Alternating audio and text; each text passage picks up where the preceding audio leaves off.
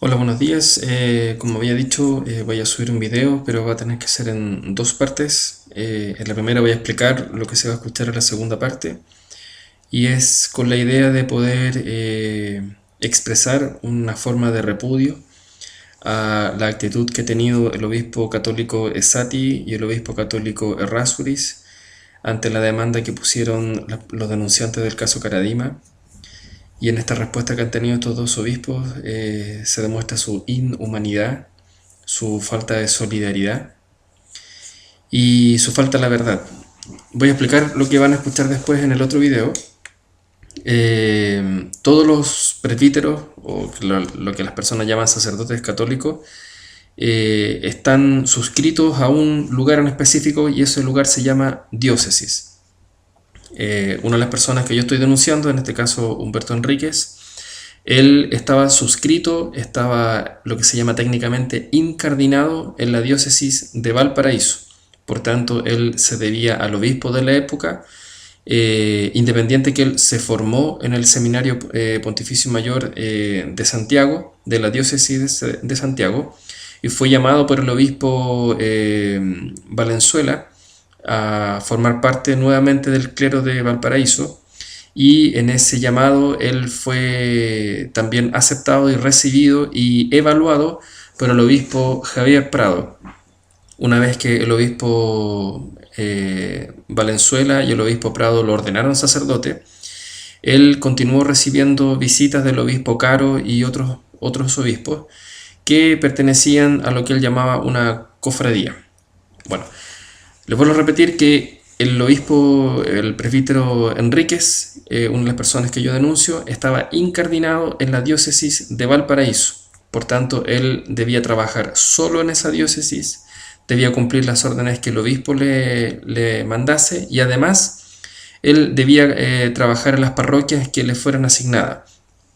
Bueno, él estaba en la parroquia Nuestra Señora del Rosario de Quilpué, un templo católico, y él es sorprendido en 3 denuncias de acoso sexual, además de ser sorprendido en el ejercicio de su homosexualidad, lo cual se contrapone tanto con sus votos de celibato, como también en el discurso de la Iglesia Católica contra las personas homosexuales.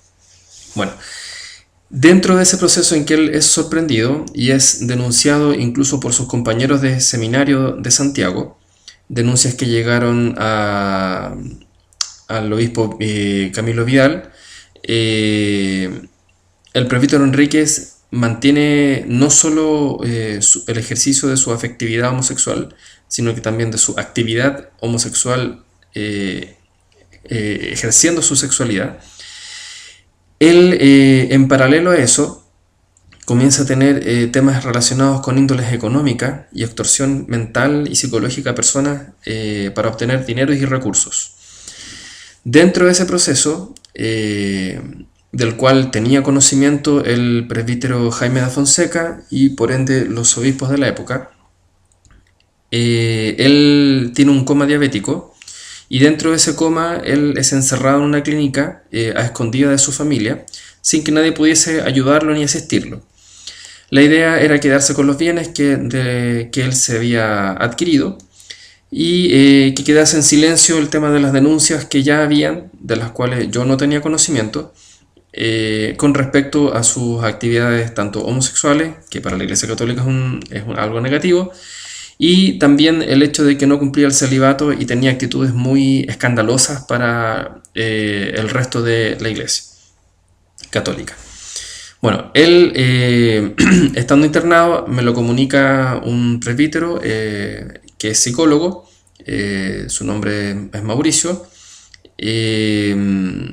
Yo, al saber esto, y que me pareció tremendamente raro, porque como un presbítero que se supone que es un ejemplo de sacerdote, va a estar encerrado en una clínica, llamo a su familia y les digo dónde está. Su familia lo toma, él fuera de la clínica se siente mucho mejor y él, el obispo, en vista de que ya estaba bien, lo manda a que se quede en el convento de las Benedictinas. Bueno, de ese convento él se va a la diócesis de San Felipe. Aquí es donde comienza lo que nosotros en la querella 1-2013 en contra de la Iglesia Católica estamos denunciando como una facilitación del abuso sexual y de las torturas psicológicas. Humberto Enríquez se va a la diócesis de San Felipe y es recibido por el obispo de San Felipe, el obispo Contreras. Ningún obispo recibe a un presbítero de otra diócesis sin siquiera preguntar qué es lo que ha pasado. No puede llegar un sacerdote, como le llama comúnmente la gente, no puede llegar a ejercer funciones, recibir cargos de liderazgo y finalmente incluso quedar como decano de la formación permanente de los sacerdotes sin que el obispo sepa de dónde viene, por qué se va de la diócesis y además por qué él no vuelve a su diócesis de origen.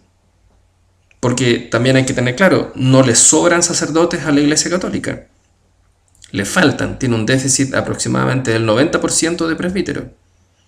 Entonces, ¿cómo el obispo de San Felipe recibe a este presbítero sin siquiera averiguar por qué se va? Y además que lo más curioso es por qué se va a la diócesis de San Felipe. ¿Por qué no se fue a la diócesis de Santiago, que es mucho más grande, era mucho más fácil que se escondiera y además es mucho más fácil que pudiese hacer las cosas ilícitas que él hace? Pero él se va a esa diócesis, un lugar donde también ya se han ido otros presbíteros que ya han tenido problemas en otros lugares. Bueno, en el audio que ustedes van a escuchar en el otro video, ustedes se van a dar cuenta que el mismo presbítero Enríquez cuenta con mucha soltura que el mismo obispo Gonzalo Duarte, cuando ya es obispo de Valparaíso, le da el certificado de incardinación para que él se incardine, o sea, pertenezca oficialmente, ya no de manera extraoficial, a la diócesis de San Felipe.